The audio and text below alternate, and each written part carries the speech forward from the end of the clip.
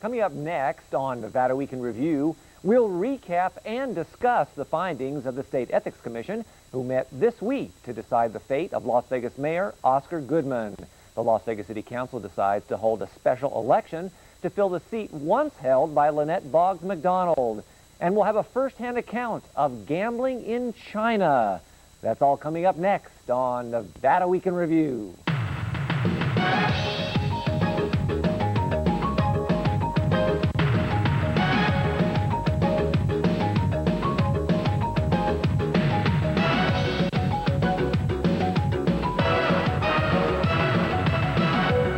Welcome to Nevada Week in Review, where newsmakers and journalists discuss the issues and examine the stories behind the headlines. And now here's your host, Mitch Fox. Before we begin, I'd like to introduce the media panel. First off, Adrienne Packer with the Las Vegas Review-Journal, freelance journalist Steve Freese, Steve Sebelius with the Las Vegas Review-Journal, and freelance columnist Jon Ralston. We're going to take up the issue of Oscar Goodman's ethics hearings this week. But first, take a look at this. There's nothing more important to me than my reputation.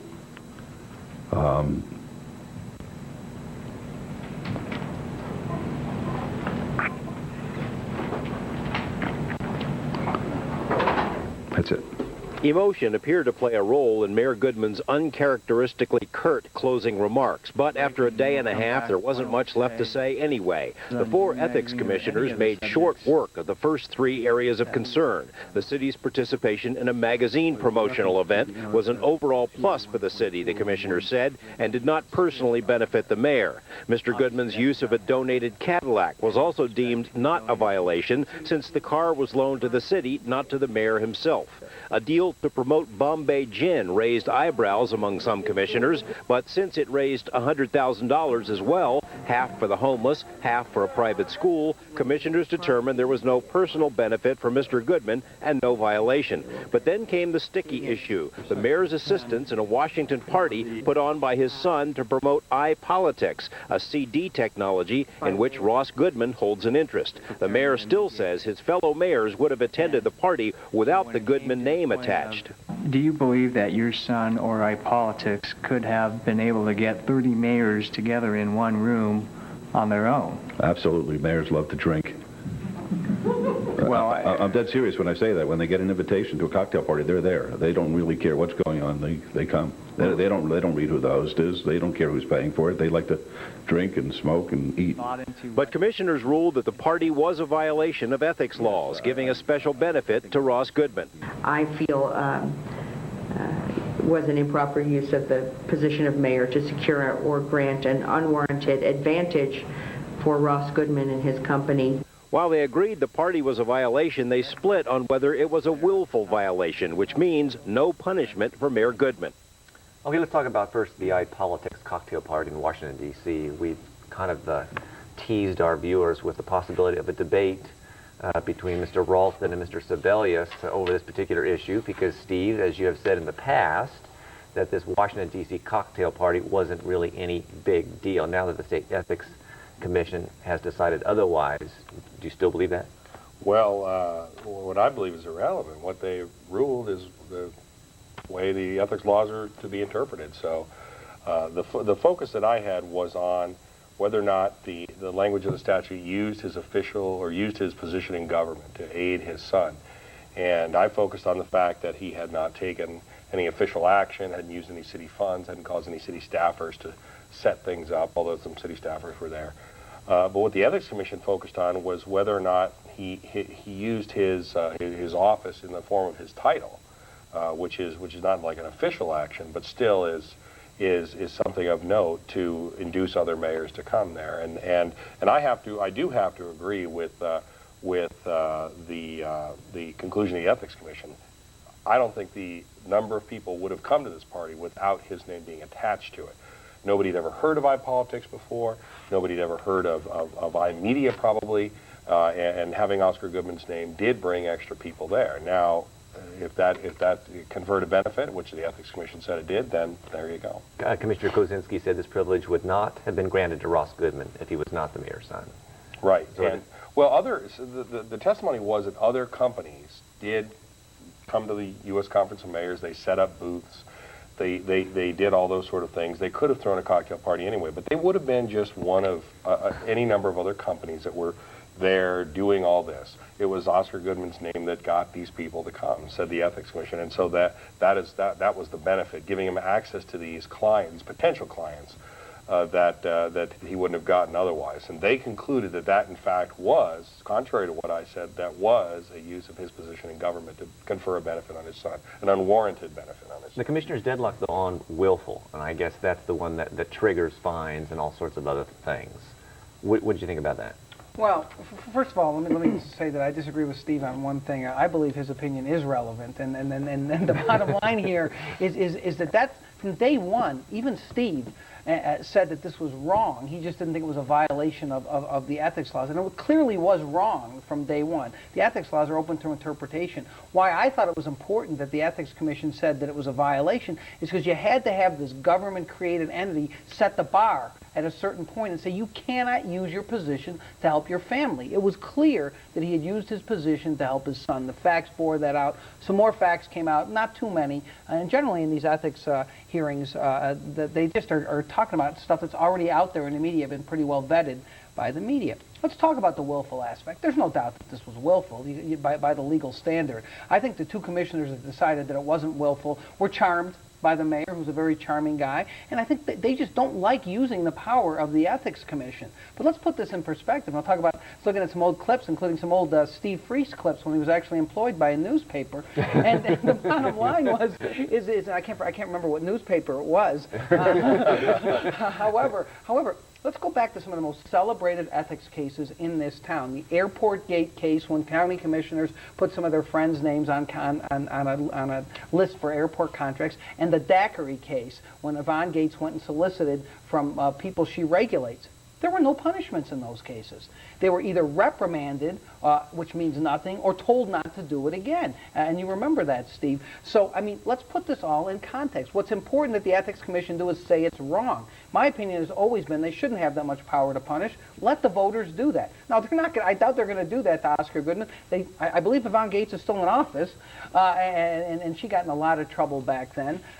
So the Ethics Commission's role, I think, was fulfilled there. They got to the right conclusion, in my opinion. It was a violation of the law. They didn't punish him. I don't think they should punish him. And there's something else that came out in testimony as well that goes to the nature of the willfulness of it. I agree with John. I think it was absolutely willful. In fact, I think you saw a series of actions that showed that there was an intent for the mayor to get his son hooked up with a party there. He first told Ross Goodman about the Conference of Mayors' focus on technology, and then he agreed to host this cocktail party. He showed up at the cocktail party. He invited other people to the cocktail party. So surely this wasn't something that he did recklessly or he had an intent to do that. But I think one of the things that came out was that this problem could easily have been avoided. It could have been avoided if the mayor at any point during this series of events had just said, you know what, this just doesn't smell right, it just doesn't feel right for me to be doing this for my son. I probably wouldn't do this for other people. I certainly wouldn't do it for people I didn't know. And so it doesn't feel right to do that. If Ross wants to go to the U.S. Conference of Mayors and do something totally separate of me and my influence in my office, then that's up to him. But I can't do anything to help him there. He could have said that at any point, but he chose not to. They produced a document that said that he read and understood the state ethics laws. Which every public official is required to do, and they also added, because you're an attorney, maybe you should have greater understanding of these state ethics laws. But I guess it didn't stick. It really didn't matter in the end. It did. I mean, the chairman was very, very articulate. Rick Sue and Karen Jenkins were very articulate in saying why it was willful for some of the reasons that Steve said. As I said, the other two are lawyers. I think that at some level they knew that it met the legal standard of willfulness, but I'm telling you, all of these ethics commissioners were charmed by Goodman, as almost anybody who has ever come into contact with the guy has been charmed by him. He's a very charming guy. He was funny during the hearing. He was engaging. He didn't lose his temper. And so I think there was something, even the chairman said, after all of this, it pains me to do this because I've grown to like the mayor. The difference between Rick Sue and Karen Jenkins, who I also believe liked Goodman, is that they blinked. Kaczynski and Hutchison blinked when it came time to actually dole out some punishment. I don't think that's that big a deal, only because the only problem with it is the public then perceives him as getting off scot-free. So do you, I'm curious to know, do you guys think now he will be more bombastic, or will be chastened? How will it go? Well, who knows? I think, it's funny because the testimony came out during the hearing. Several city officials testified. In fact, Brad Jervik specifically testified that on matters of ethics, Mayor Goodman is extra scrupulous. If there is someone whom he knows as a friend, someone who he has as a business partner, certainly any member of his family, he stays away from it. He asked the city attorney's advice. Brad Jervik even said he abstains in some cases when he's not even required to. And when the city office says he's perfectly free to go ahead and vote, he doesn't do that. Now, in the case of this cocktail party, he didn't ask the city attorney's advice at all. Now, why would a guy who always is extra scrupulous when it comes to his family and friends not ask the city attorney's advice when it comes to this major cocktail party? Because I think he didn't want to know the answer. Now, he would argue because he didn't think there was anything wrong with it, and it didn't even come up in his mind. But I would argue that he broke his own pattern of conduct because he didn't want to hear the answer. The answer might have been no, and he didn't want to tell his son. Or he never even thought of doing it. I mean, he just never even thought of it. I think Steve's question is a great question, though, Mitch. I mean, how is this going to affect Goodman now? I have to believe, my opinion is he's got so many enablers around him anyhow, and in the public, people are going to be calling him. He's going to go to the Bagel Cafe on Sunday, and all his peeps, as he calls them, will be there telling him, oh, great mayor, you got off, and all this other stuff, that he's going to feel that he won. Because eventually, everything is distilled into did someone win or did someone lose. He is going to be told by everyone around him he won. So is he the kind of guy who's then emboldened by that to keep doing what he's been doing and running the city the way he wants to run the city? Well, he comes right out, and what does he say? He says, I'll help my son until I die. But he also said, this is a classic quote too, now that I've learned the rules, now that I know the rules, I'll sleep easier, as if it would be impossible to know the rules Do you think like Steve said, do you think he's actually been extra cautious on ethics issues all the time? I think that whole issue of him abstaining more when he doesn't have to, etc., I think that's disingenuous in this sense, Steve. The whole issue about Oscar Goodman and ethics and his family, suddenly, out of the blue, both Ross Goodman and Eric Goodman have business before the city. And of course, technically, he's going to abstain on all of those issues. But there's two issues there, and I know you don't want to get into this, but Steve is doing a better job of interviewing than you are, than you usually do. But the issue, first is, are the council members less likely then to vote against issues that the mayor's sons are involved in? Of course they are. And why are the mayor's sons getting the business before the council? This stuff can never even be approached by the Ethics Commission because it doesn't fall under their purview. But the whole thing is so insidious in how his sons are doing city business. Michael Mack brings Ross Goodman into iPolitics. He brought him into Treasures, the strip club. As Steve said, it doesn't meet the smell test. Okay, you asked me the last time I was on, we were talking about whether this is a big national story, whether the national media cares about Oscar Goodman and all of that. I've been thinking about that during this process because I could only find one newspaper even vaguely interested in the story about these ethics hearings, and they were very colorful with, dancing Charo and all the rest of it. And I think Oscar has a bit of an overblown image of his own promotional value in the country. There's a place for him in little quotes here and there, or a fun little debate on CNN, but you'll never get a national reporter to ask him anything serious. I mean, he talks about something like Yucca Mountain, and he says he's going to lay down on the tracks or whatever it is. I mean, it's just he's not a serious national figure. And actually, I think it's kind of interesting because I think that in general, that reflects the way the national media treats Las Vegas in general. Yeah, exactly. I think he's exactly right. Well, he feels, Oscar feels really strong that he's bringing people to the city and he's doing all this great promotional business. But the fact of the matter is that when the Bellagio goes down for 4 days, this is a $500 million story, and I can only sell it on the first day because nobody treats Las Vegas very seriously, and the mayor encourages that. Well, even in the city, people don't take this very seriously. There was a radio show. There was a guy named Big John, I think it's Big John, who called and said, that Goodman's the best mayor. Every mayor should be measured against him. It's no big deal. Even if he did break the law, it's little nitpicky charges. There's people talking about the opinion polls to show his popularity going up. It's totally irrelevant, except for the fact that people here, I think, don't really care about, except for a very few, care about these charges. They think this is just who this guy is, and the exchange of good publicity for Las Vegas is worth whatever measly amounts of tax dollars that we give up in exchange for that.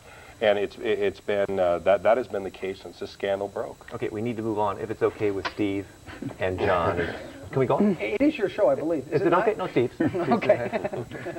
Let's talk about, first of all, the City Council special election. Then we're going to talk about the filings. On Tuesday, City Council approves a June 22nd special election in Ward 2 in lieu of an appointment for Lynette Boggs McDonald's seat. It's going to the county, went to the County Commission. Craig Colati says he's not going to run for the seat anymore. That kind of opens it up to whom or what? And why did they go? This is the first time in city history they decided not to appoint. Why? Right. Well, there's a lot of reasons why. I know John's got his reasons why.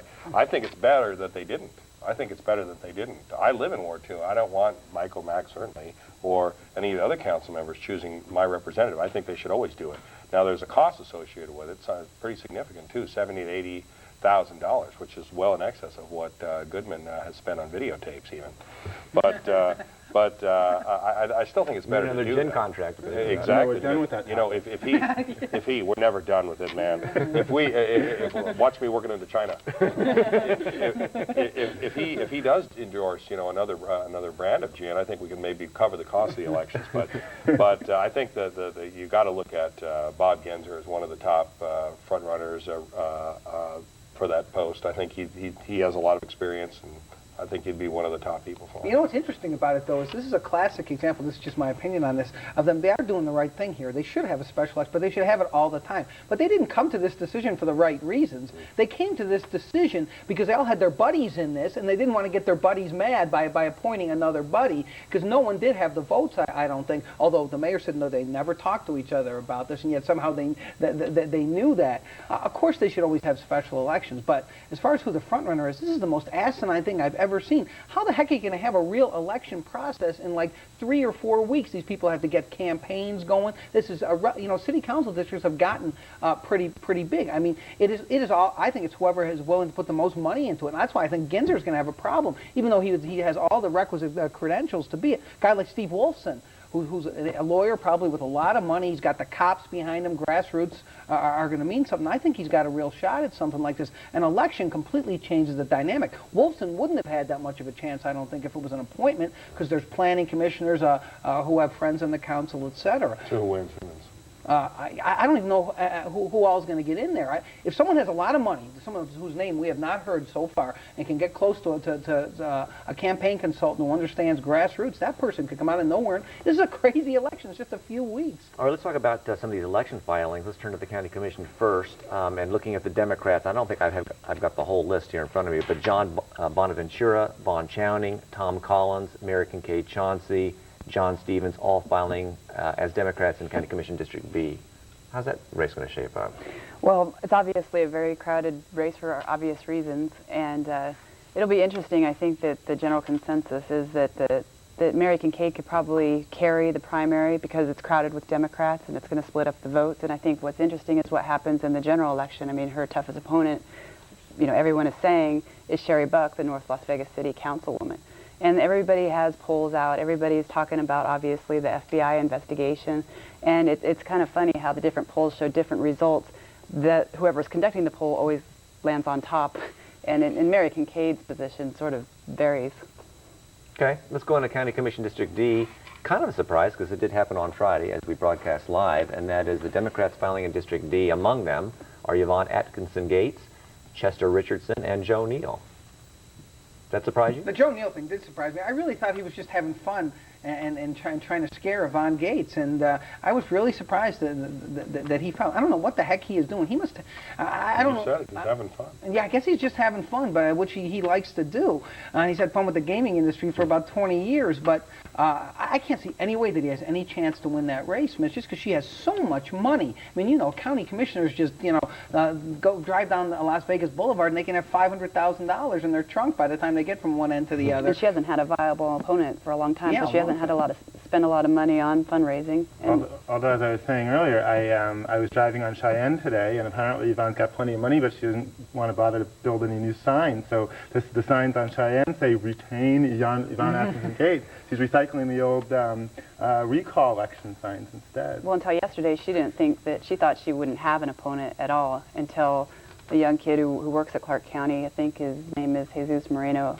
He's also in it as well, yeah. Yeah, and he apparently registered to vote and then filed to run Didn't against Chester him. Richardson file too? Yes. Chester, and he's a Republican, I think, isn't he? I think he filed as a No, Democrat. I think he's a Republican. He's a He is a Republican. He's a Republican. He told me, yeah. though, that once he wins election to any office, he'll change parties to be a Democrat. I don't know if that's still true. He told me that years ago. The sad thing about this is Neil has had a very distinguished career, although not one marked with a lot of accomplishments. You can't point to a lot of initiatives, a lot of policies that you can lay at Joe Neil's feet. The sprinklers in the buildings, I think, after the MGM fire is probably the biggest thing you could say. But he's been such an icon, first as civil rights and then anti-gaming, that it's kind of sad to see his career end in the Senate and then end what the likely end will be the defeat at the hands of Von Gates. It actually reminds me of when I was covering the school board and Dr. McMillan lost to Shirley Barber. He was another, and Dr. McMillan had real accomplishments in his life in the city, and you know, he went out as a 79-year-old loser. Yeah. But I think Neil would make a fantastic commissioner. Real quickly, District F, David Goldwater versus Lynette Boggs McDonald. Well, that obviously is going to be the most interesting race this year. And Lynette Boggs McDonald, she's got a lot of work to do, and she's got to prove herself to those constituents that have grown to be, from what I understand from them, not my own opinion, a little skeptical of their representatives. So, you know, they had Aaron Kenney, they had Mark James, who apparently wasn't very accessible. He wasn't in his office much. He didn't return phone calls, and then, of course, he bailed. So now they have Lynette Boggs McDonald, and she's got to turn right around and run again. And I think that a big issue is going to be her role with Station Casinos as a board member.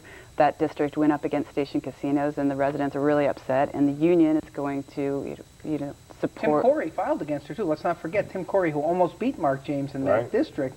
You can't underestimate him. He's got a base in that district. Lynette Boggs McDonald has no base in that district. I don't underestimate her, though. I think the Democrats think that they got this race won. I don't think they should take that for granted. No, you're absolutely right. You can never underestimate Lynette Boggs McDonald. Sometimes she says outlandish things. She is a tenacious campaigner. She's proven that. And she is willing to go the extra mile. Just ask Shelley Berkeley, who's still smarting from that race, even though she won it quite handily. We'll still tell you about it. So you can't underestimate her at all. And if she loses, is that the end of her? For now, I wouldn't ever say it was the end of Lynette Boggs McDonald. Yeah. Lynette Boggs McDonald, no, and she's young. She's relatively young. And I think that she's already impressed the constituents in the short time that she's been in office because she actually meets with them. And I think that that's something they're not really used to. They listen to her. So I think that no matter whether they're registered Republican or Democrat, whatever, they're just so pleased to have somebody that they can have access to. Interesting. Let's go into this gambling in China. You traveled to Macau. Just there. You visited Sands, Macau. Sands, Macau. Sheldon Did PBS Adelson. pay for that trip? Is No. that how you did that? Oh, I was looking No, at he went. Mitch I went. didn't. Okay. No, and Mitch asked me the question, so I had to clarify. No, I actually was over there doing some travel writing on some other stories, and happened to notice that the casino was going to open soon. So I made my contacts and got in to see it before it was open. I mean, what I saw in the casino was a big space of a lot of baccarat tables, and they were still very much under construction. The place opens on May 18th now. But Adelson has this whole strip.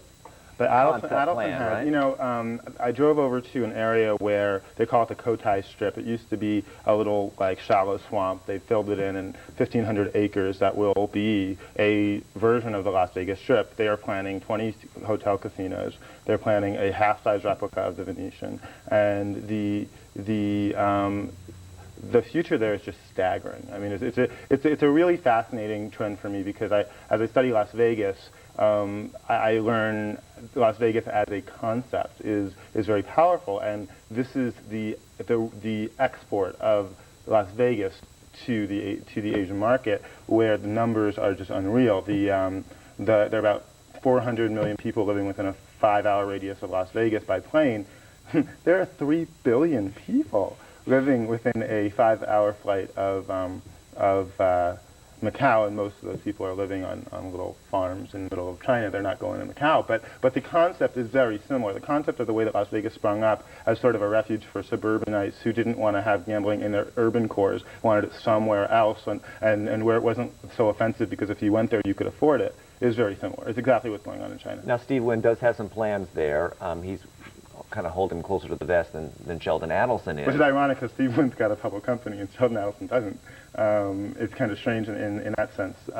But yeah, Wynn's planning to build Wynn Macau, and it will be, I'm sure, one of his big, fabulous hotels across the street from the most disgusting casino I've ever been in my life, the Casino Lisboa, which is actually the best they have over there in Macau right now, these small, cramped labyrinths where they're like, you know, just, I mean, it's Thursday afternoon at 4 p.m. and they're like 5 deep screaming their bets and nobody has any idea how they're keeping track of any of them. All right, looking forward to going to Macau. wait until Sheldon finishes. All right, we are out of time. Good discussion. Thank you for joining us tonight on this edition of Nevada Week in Review. And I would like to thank you for joining us as well. We'll see you next week. Good night.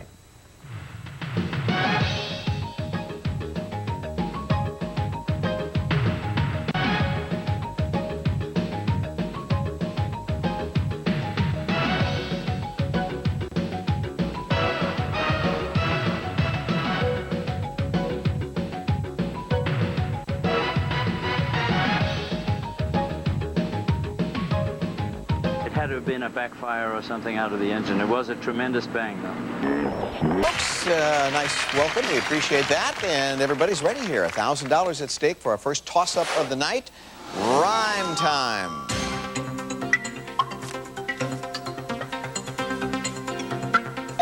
Doug. Made in the shade. Yeah, that's it. Doug Schmidt. Yes. $1,000. He's from the lovely city of Naples, Florida. That's right. An artist.